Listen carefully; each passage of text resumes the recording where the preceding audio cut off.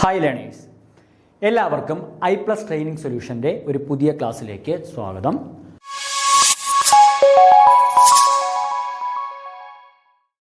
അപ്പോൾ ഇന്നത്തെ ക്ലാസ്സിൽ നമ്മൾ ഡിസ്കസ് ചെയ്യാനായിട്ട് പോകുന്നത് research officer economics and statistical ഡിപ്പാർട്ട്മെൻറ്റിലേക്ക് 2022 നടന്ന എക്സാമിൽ മാത്സ് ഏരിയയിൽ നിന്ന് ചോദിച്ച നമ്മളെ സിലബസിലുള്ള മാത്സ് ഏരിയ മാത്തമാറ്റിക്സ് എന്ന് പറയുന്ന ഏരിയയിൽ നിന്ന് ചോദിച്ച ആ ക്വസ്റ്റ്യൻസിൻ്റെ കംപ്ലീറ്റ് സൊല്യൂഷൻ്റെ ഡിസ്കഷനാണ് ഇന്നത്തെ ക്ലാസ്സിൽ നമ്മൾ ചെയ്യാനായിട്ട് പോകുന്നത്. അപ്പോൾ ഉടനെ തന്നെ നമ്മളുടെ റിസർച്ച് ഓഫീസറിൻ്റെ നോട്ടിഫിക്കേഷൻ നമുക്ക് എക്സ്പെക്റ്റ് ചെയ്യാം. അപ്പോൾ maths, stat, economics and commerce ഈ 4 സബ്ജക്റ്റുകളിൽ PG ഉള്ളവർക്ക് മാത്രം അറ്റൻഡ് ചെയ്യാൻ പറ്റുന്ന ഒരു എക്സാമാണിത്. അപ്പോൾ അതുകൊണ്ട് തന്നെ ഈ ഒരു 4 ഏരിയയിൽ നിന്ന് തന്നെ നമുക്ക് സിലബസ് ഡിവൈഡ് ചെയ്തിട്ടുണ്ട്. മൊത്തം സ്റ്റാറ്റിൻ്റെ weightage 40 mark, maths 20 mark, economics 20 mark and general PSC topic general ആയിട്ടുള്ള ജനറൽ അവയർനെസ് അങ്ങനെയുള്ള കാര്യങ്ങളുടെ 10 മാർക്ക്. അങ്ങനെയാണ് നമ്മുടെ ഡിവിഷൻ വരുന്നത്. അപ്പോൾ ഈ ഒരു എക്സാമിന് പഠിച്ചു തുടങ്ങുന്ന എല്ലാവർക്കും ഹെൽപ്പ് ആവത്തക്ക രീതിക്ക് നമ്മളെ കഴിഞ്ഞ 2022 എക്സാമിന് എങ്ങനെയാണ് ആ ഒരു എക്സാമിന് മാത്സ് എന്ന് പറയുന്ന മാത്തമാറ്റിക്സ് എന്ന് പറയുന്ന ടോപ്പിക്കിൽ നിന്ന് ക്വസ്റ്റ്യൻ വന്നതെന്നുള്ള കാര്യം നമുക്കൊന്ന് നോക്കാം. അപ്പോൾ അത് നമുക്ക് ആ ഒരു നമ്മുടെ സ്റ്റഡി പ്രോസസ്സിൽ നമുക്ക് ഒരുപാട് ഉപകാരമായിരിക്കും. കാര്യം ഏതൊക്കെ ഏരിയകളാണ് നമുക്ക് സ്ട്രെസ് ചെയ്ത് പഠിക്കേണ്ടത്, അപ്പോൾ എങ്ങനെയൊക്കെയാണ് അവിടുന്ന് ക്വസ്റ്റ്യൻസ് ചോദിച്ചേക്കുന്നതൊക്കെ നമുക്ക് ക്ലിയർ ആയിട്ട് എന്ത് ചെയ്യാൻ പറ്റും, നമുക്ക് ഈ ഒരു വീഡിയോയിലൂടെ നമുക്ക് മനസ്സിലാക്കി എടുക്കാനായിട്ട് പറ്റും. അപ്പോൾ നമുക്ക് ഓരോ ക്വസ്റ്റ്യൻ ആയിട്ട് നോക്കാം. ഫസ്റ്റ് ക്വസ്റ്റ്യൻ പറഞ്ഞേക്കുന്നത് എന്താ? If arithmetic mean and geometric mean of 2 positive numbers A and B are 10 and 8 respectively, then the value of A and B. Okay, അപ്പോൾ അതായത് നമ്മൾ അരിത്തമെറ്റിക് മീൻ എന്നും ജിയോമെട്രിക് മീൻ എന്നൊക്കെ പറയുമ്പോൾ നമ്മൾ ഏത് ടോപ്പിക്കാണ്, നമ്മളെ സീക്വൻസ് ആൻഡ് സീരീസ് എന്ന് പറയുന്ന ആ ഒരു ടോപ്പിക്കിൽ നിന്നുള്ള ക്വസ്റ്റ്യൻ. അപ്പോൾ ഈ ഒരു സിലബസ് നമ്മളെ കഴിഞ്ഞ പ്രാവശ്യം 2022 നടന്ന എക്സാമിൻ്റെ ആ ഒരു സിലബസ് നമ്മൾ നോക്കുകയാണെങ്കിൽ നമുക്ക് എക്സാമിൻ്റെ ക്വാളിഫിക്കേഷൻ PG ആണെങ്കിൽ പോലും ആ ഒരു സിലബസ് എന്ന് പറയുന്ന ഒരു ഹയർ സെക്കൻഡറി ലെവലിലുള്ള സിലബസ് ആണ് എന്ത് ചെയ്തേക്കുന്നത് ആ ഒരു മാത്തമാറ്റിക്സ് ഏരിയയിൽ നമുക്ക് പഠിക്കാനായിട്ടുള്ളത്. എല്ലാ കാര്യങ്ങളും നമ്മൾ ഹയർ സെക്കൻഡറി ലെവലിൽ നിന്നുകൊണ്ടാണ് നമുക്ക് ആ ഒരു സിലബസ് എന്ത് ചെയ്യുന്നത് പഠിക്കുന്നത്. അല്ല PG UG ലെവലിലേക്കുള്ള ടോപ്പിക്കുകൾ വളരെ വളരെ കുറവാണ്.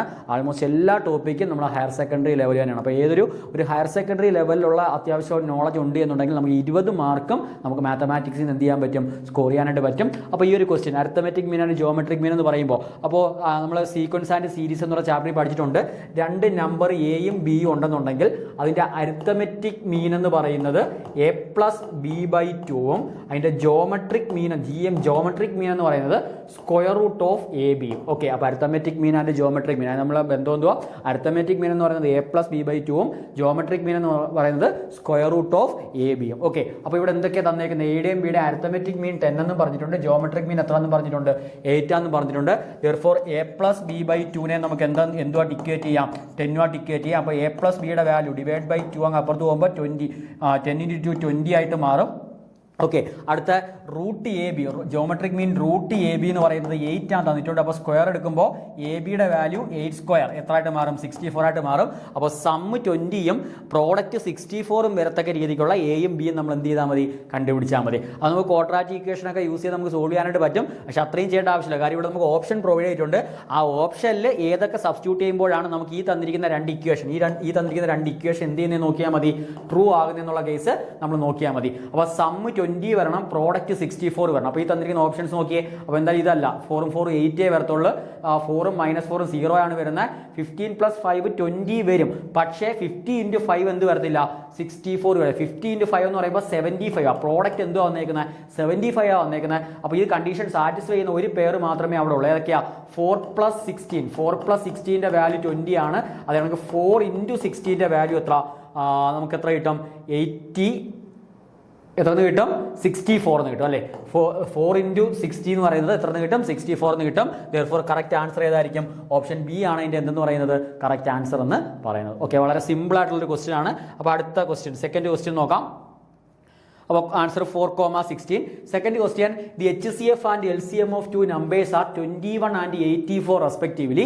If the ratio of these 2 numbers are 1:4 then larger of 2 number. Okay, അപ്പോൾ നമ്മുടെ മാത്തമാറ്റിക്സിൽ തന്നെ നമുക്കൊരു കുറച്ച് ക്വസ്റ്റ്യൻസ് ക്വാണ്ടിറ്റേറ്റീവ് ആപ്റ്റിറ്റ്യൂഡ് നമ്മൾ ജനറൽ PSCയോട് ബന്ധപ്പെട്ട ആ ഒരു സെക്ഷനും നമ്മളെ മാത്തമാറ്റിക്സിൻ്റെ സിലബസിൽ തന്നെയാണ് ആഡ് ചെയ്തേക്കുന്നത്. അപ്പോൾ അതിനകത്ത് റേഷ്യോ ആൻഡ് പ്രൊപ്പോർഷൻ എന്ന് പറയുന്ന ക്വാണ്ടിറ്റേറ്റീവ് QA യിൽ നിന്നുള്ള ഒരു ക്വസ്റ്റ്യൻ ആണ് അടുത്തായിട്ട് പറഞ്ഞേക്കുന്നത്. എന്ത് പറഞ്ഞേക്കുന്നത്? QA റേഷ്യോ ആൻഡ് പ്രൊപ്പോർഷൻ മാത്രമല്ല HCF and LCM, highest common ഫാക്ടറും ലീസ്റ്റ് കോമൺ മൾട്ടിപ്പിൾ. അപ്പോൾ അതും കൂടെ ബേസ് ചെയ്തുള്ള ഒരു ക്വസ്റ്റ്യൻ ആണ് ഇത്. രണ്ടാമത്തെ ക്വസ്റ്റ്യൻ എന്തോ പറഞ്ഞിരിക്കുന്നത്, HCF and LCM of two numbers are 21 and 84 respectively. If the ratio of the two numbers are 1:4, then larger of the two number. ആ രണ്ട് നമ്പറുകളിൽ ഏറ്റവും ലാർജർ നമ്പർ എന്ത് ചെയ്യണം, കണ്ടുപിടിക്കണം. അപ്പോൾ നമ്മൾ അവിടെ ഓർത്തിരിക്കേണ്ടുന്ന ഒരു റിസൾട്ട് എന്ന് പറയുന്നത് രണ്ട് നമ്പറിന്റെ, ഇപ്പോൾ എയും ബിയും രണ്ട് നമ്പേഴ്സ് ആണെങ്കിൽ, എയും ബിയും രണ്ട് നമ്പേഴ്സ് ആണെങ്കിൽ എയുടെയും ബിയുടെയും HCF of A, B into LCM of A, B എന്ന് പറയുന്നത് എന്തിന് ഈക്വൽ ആയിരിക്കും, പ്രോഡക്റ്റ് ഓഫ് ദി നമ്പർ AB-ക്ക് ഈക്വൽ ആയിരിക്കും. അപ്പോൾ ഇതാണ് അവിടെ ഓർത്ത് വെച്ചേക്കേണ്ട കാര്യം. എന്താണ് റിസൾട്ട്?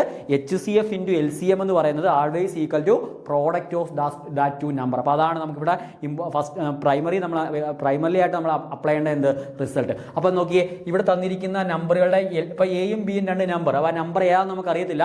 പക്ഷേ അതിൻ്റെ HCF എത്ര എന്ന് പറയുന്നുണ്ട്.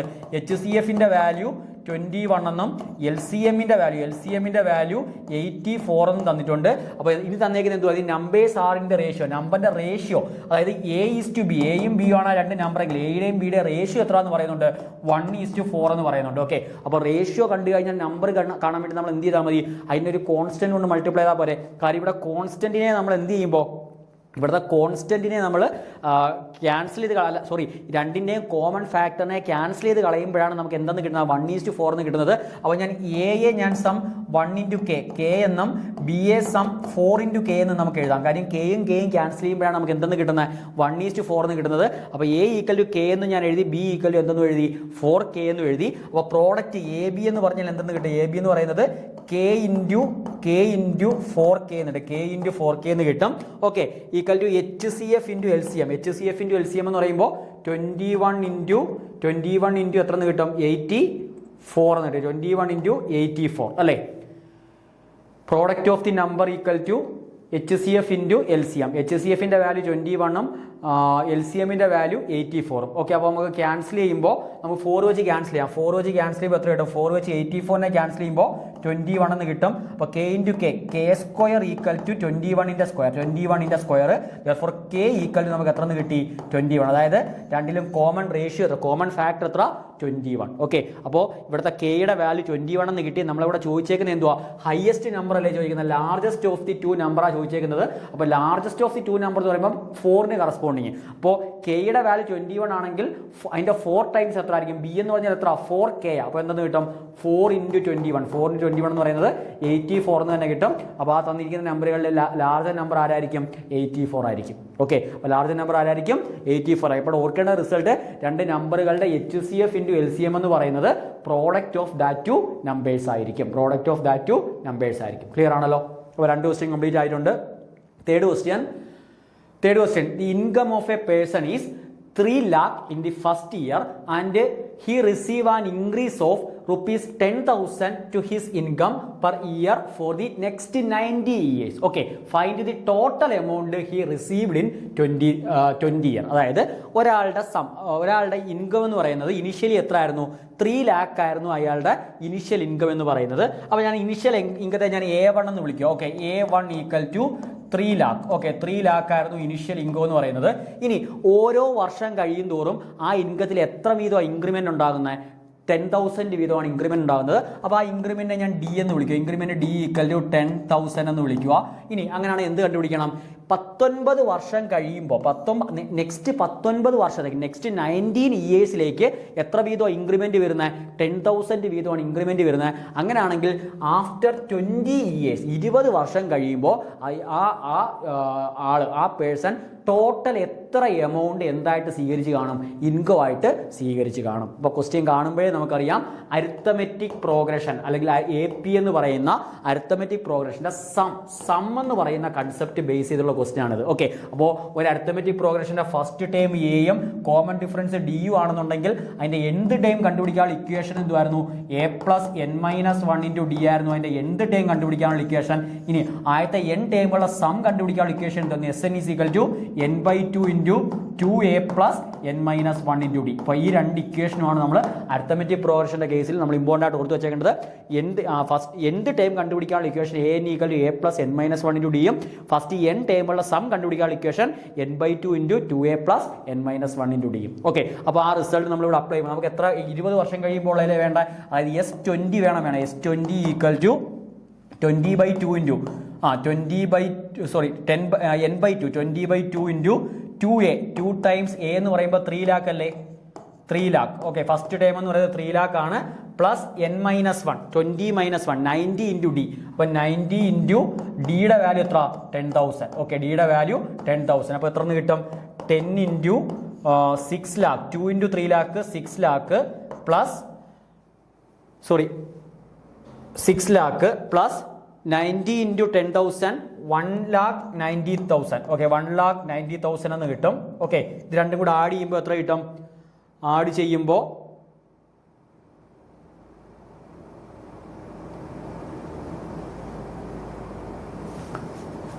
Okay 3 lakh plus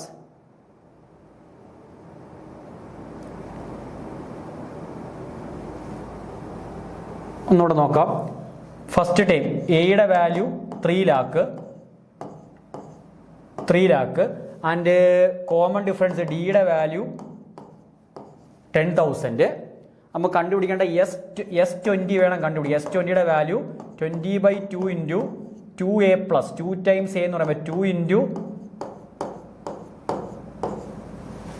into 3 lakh plus n minus 1 into D. n minus 1 90 into 10,000. Okay, 90 into 10,000 എത്ര കിട്ടും? ഓക്കെ, അപ്പോൾ ഇതിനെ സിംപ്ലിഫൈ ചെയ്യുമ്പോൾ 10 into 6,000 6 lakh plus 10 into 6 lakh plus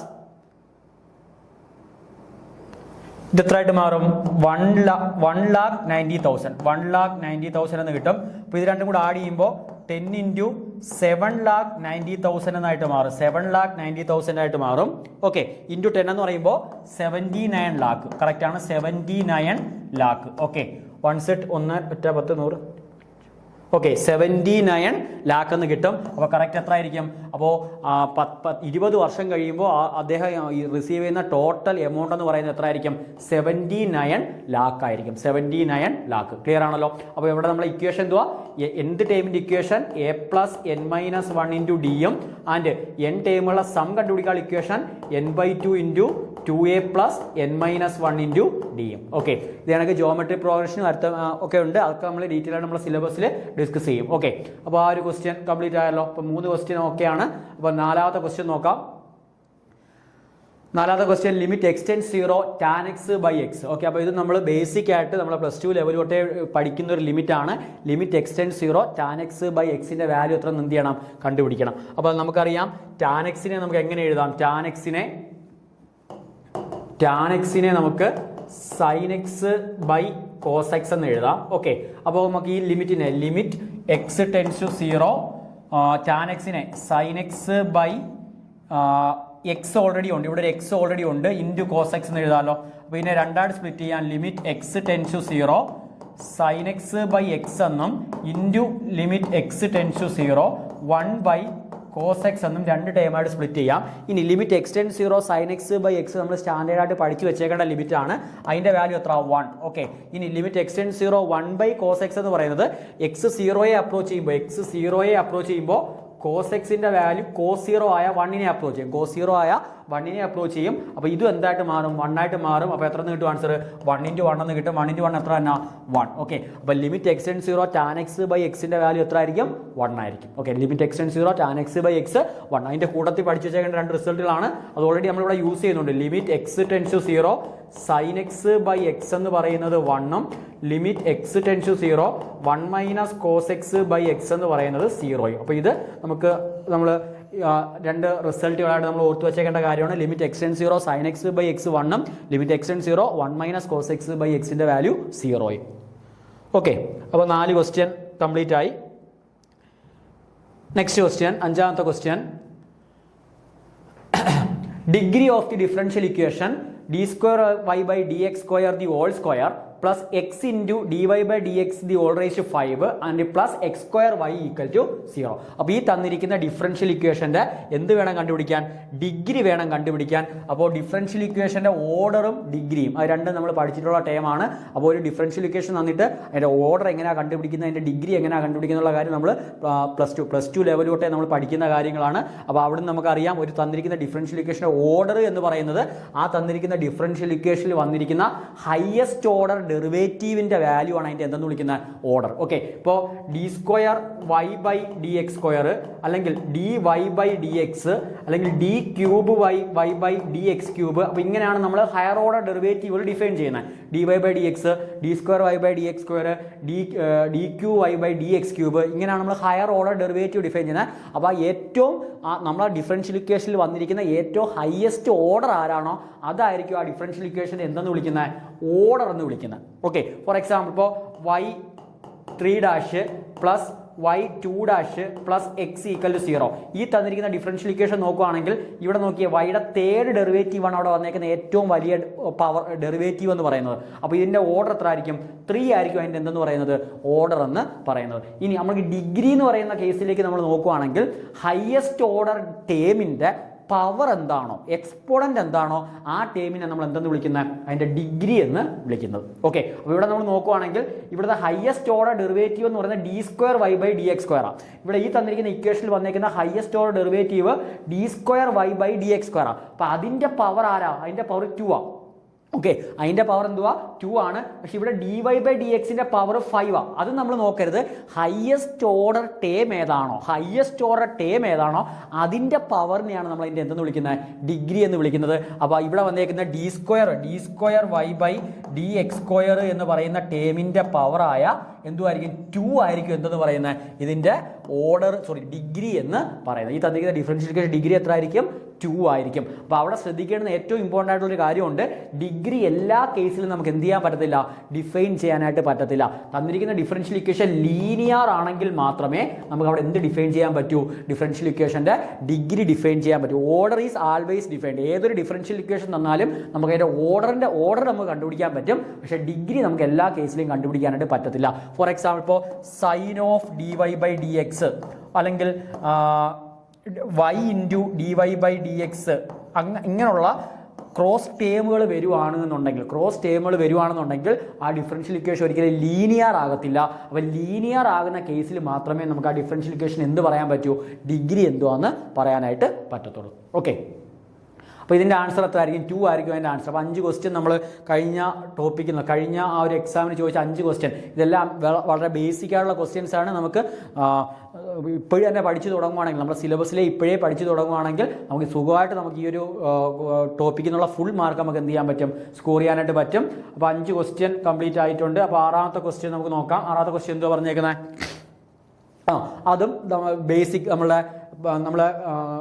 സീരീസിൻ്റെ കൺവർജൻസുമായിട്ട് ബന്ധപ്പെട്ട ഏറ്റവും ബേസിക് ആയിട്ടുള്ള ക്വസ്റ്റ്യനാണ്. If sigma U N is a convergent series then limit n tends to infinity U എൻ്റെ വാല്യൂ എന്താണെന്ന് എന്ത് ചെയ്യണം? കണ്ടുപിടിക്കണം. അപ്പോൾ നമ്മൾ ഓൾറെഡി നമ്മൾ പഠിച്ചിട്ടുണ്ട്. നമ്മുടെ സീക്വൻസ് ആൻഡ് സീരീസ്, റിയൽ അനാലിസിസിൽ സീക്വൻസ് ആൻഡ് സീരീസ് എന്ന് പറയുന്ന കൺസെപ്റ്റ് പഠിച്ചപ്പോൾ നമ്മൾ പഠിച്ചിട്ടുണ്ട്.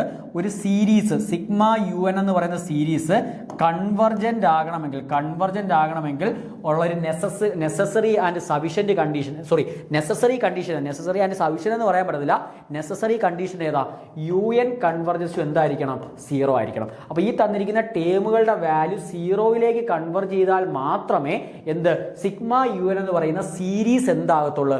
കൺവർജൻ്റ് ആകത്തുള്ളൂ. അപ്പോൾ സിഗ്മ യു എൻ കൺവർജൻ്റ് ആകാനുള്ള നെസസറി കണ്ടീഷൻ എന്താണെന്ന് ചോദിച്ചു കഴിഞ്ഞാൽ യു എൻ കൺവർജൻസ് എന്തുമായിരിക്കണം?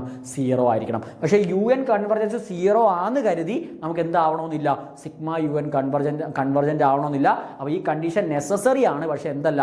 സഫിഷ്യൻ്റ് അല്ല. ഫോർ എക്സാമ്പിൾ നമ്മൾ പഠിച്ചിട്ടുണ്ട് സിഗ്മ 1/n എന്ന് പറയുന്ന സീരീസ്, സിഗ്മ 1/n എന്നുള്ള series is always is divergent സീരീസാണ്. പക്ഷേ 1/n എങ്ങോട്ട് കൺവെർജ് ചെയ്യുന്നുണ്ട്? 0യിലേക്ക് കൺവെർജ് ചെയ്യുന്നുണ്ട്. ഓക്കെ, അപ്പോൾ സിഗ്മ 1/n എന്ന് പറയുന്ന സീരീസ് കൺവെർജൻ്റ് ആണ്. എന്നിരുന്നാൽ പോലും 1/n-ന്റെ വാല്യൂ 0യിലേക്ക് കൺവെർജ് ചെയ്യുന്നുണ്ട് എങ്കിൽ പോലും സിഗ്മ 1/n-ന്റെ വാല്യൂ എന്തായിരിക്കും? ഡൈവർജൻ്റ് ആയിരിക്കും. ഓക്കെ, അതൊക്കെ നമ്മൾ തിയറിറ്റിക്കലി പഠിച്ചിട്ടുള്ള കാര്യങ്ങളാണ്. ഓർക്കേണ്ടത് ഇത്രയേ ഉള്ളൂ.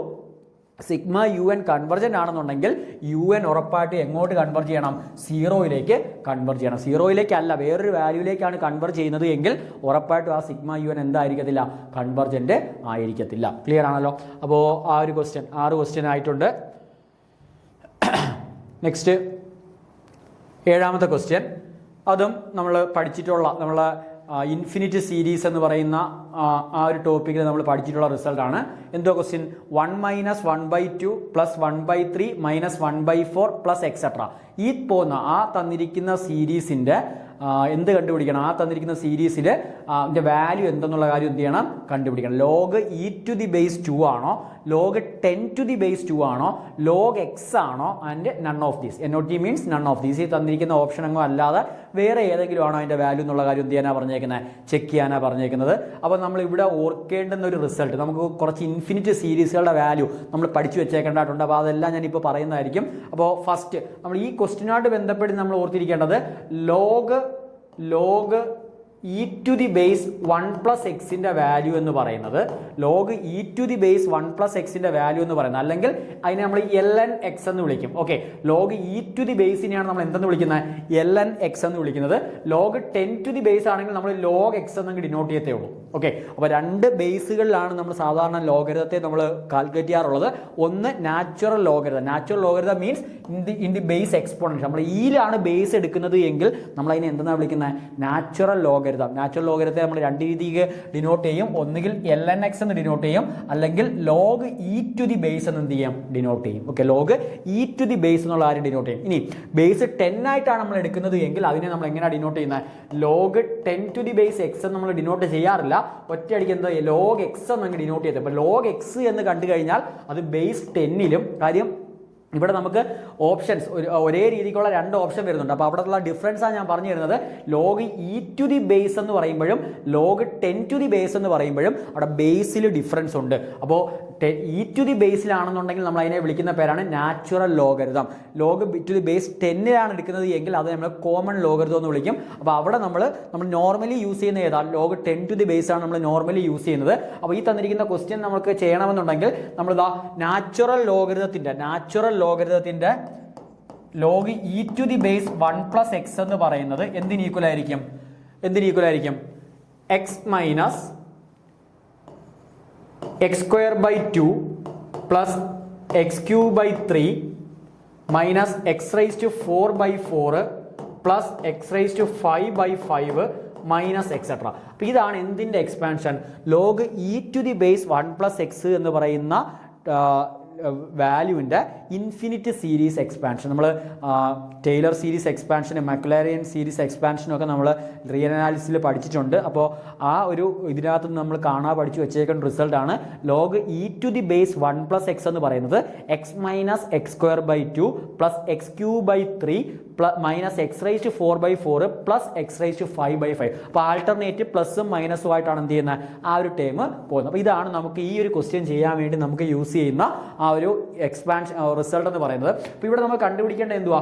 1 - 1/2 + 1/3 - 1/4 അങ്ങനല്ലേ ആ ടൈം പോകുന്നത്. അതായത് എക്സിന്റെ വാല്യൂ നമ്മൾ എന്ത് കൊടുത്തേക്കോ? എക്സിന്റെ വാല്യൂ 1 കൊടുക്കുമ്പോഴല്ലേ, ഇവിടെ എല്ലാം 1, എക്സിന്റെ വാല്യൂ 1 വരുമ്പോഴല്ലേ നമുക്ക് ആ ഒരു സീരീസ് കിട്ടുന്നത്. 1 - 1/2 + 1/3 - 1/4 + 1/5 അങ്ങനല്ലേ പോകുന്നത്. അതായത് എക്സിന് പകരം എത്ര കൊടുക്കണം? 1 കൊടുക്കണം. അപ്പോൾ log e⁻1 + 1 നമ്മൾ എങ്ങനെ എഴുതുന്നത്? 1 - 1² = 1/2 + 1³ 1/3 - 1⁴ 1/4 + എക്സെട്ര. ഈ രീതിക്ക് എന്ത് ചെയ്യുന്ന എഴുതുന്നത്. അപ്പോൾ 1 + 1ന്റെ വാല്യൂ എത്ര? 2. അപ്പോൾ log e⁻2 നമ്മൾ എന്താക്കി എഴുതുന്നത്? 1 - 1/2 + 1/3 - 1/4 + എക്സെട്ര. ഈ രീതിക്ക് എന്ത് ചെയ്യേണ്ട നമുക്ക് എഴുതാനായിട്ട് പറ്റുന്നത്. അപ്പോൾ നമ്മൾ ഓപ്ഷനിലേക്ക് നോക്കുമ്പോൾ നമുക്ക് ഏതാ കറക്റ്റ്?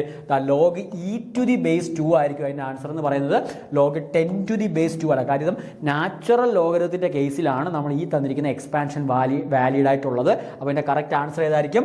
log e⁻2 ആയിരിക്കും അതിൻ്റെ എന്ത് ആൻസർ എന്ന് പറയുന്നത്. Okay, natural ln of okay ln of 1 plus എക്സിനെയാണ് നമ്മൾ എങ്ങനെ എഴുതുന്നത്, ഈ തന്നിരിക്കുന്ന രീതിക്ക് നമ്മൾ എന്ത് ചെയ്യുന്നത്, എക്സ്പാൻഡ് ചെയ്ത് എഴുതുന്നത്. അപ്പോൾ കറക്റ്റ് ആൻസർ ഏതായിരിക്കും, log E two the base X ആയിരിക്കും അതിൻ്റെ എന്തെന്ന് പറയുന്നത്, കറക്റ്റ് ആൻസർ എന്ന് പറയുന്നത്. ക്ലിയർ ആണല്ലോ. അപ്പോൾ ഇനി നമുക്ക് അതുമായിട്ട് ഈ ഒരു ക്വസ്റ്റിനോട് ബന്ധപ്പെട്ട് നമുക്ക് ചോദിക്കാൻ ചാൻസ് ഉള്ള കുറച്ച് ഇൻഫിനിറ്റ് സീരീസ് എക്സ്പാൻഷൻ അങ്ങ് പറയാം. ഇ റൈസ് ടു എക്സ് എന്ന് പറയുന്നത്, ഇ റൈസ് ടു എക്സിൻ്റെ എക്സ്പോണൻഷ്യൽ ഇൻഫിനിറ്റ് സീരീസ് എക്സ്പാൻഷൻ എന്ന് പറയുന്നത് 1 plus X by 1 factorial plus X square by 2 factorial plus X cube by 3 factorial plus X raise to 4 by 4 factorial plus etcetera. ഇതാണ് ആരുടെ infinite series expansion, exponential E raise to എക്സിൻ്റെ infinite series expansion എന്ന് പറയുന്നത്. Okay, അത് കണക്ക് sine എക്സിൻ്റെത്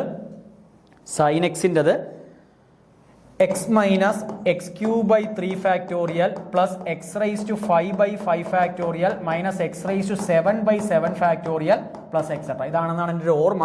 അപ്പോൾ ഒന്ന് confirm ചെയ്തോണം. സൈൻ എക്സിൻ്റെ ഇൻഫിനിറ്റ് സീരീസ് എക്സ്പാൻഷൻ എന്ന് പറയുന്നത് X minus X cube by 3 factorial plus X raise to 5 by 5 factorial minus X raise to 7 by 7 factorial. അപ്പോൾ ഓഡ് ടേമുകൾ മാത്രം, ഓഡ് പവറുകൾ മാത്രം. ഇനി കോസ് എക്സിൻ്റെ ഇതുപോലെ നമ്മൾ എഴുതുന്നത് 1 minus x square by 2 factorial plus x raised to 4 by 4 factorial minus x raised to 6 by 6 factorial plus x raised to 8 by 8 factorial minus etc. അപ്പോൾ ഇതായിരിക്കും ആരുടെ ഇൻഫിനിറ്റ് സീരീസ് എക്സ്പാൻഷൻ എന്ന് പറയുന്നത്, കോസ് എക്സിൻ്റെ ഇൻഫിനിറ്റ് സീരീസ് എക്സ്പാൻഷൻ എന്ന് പറയുന്നത്.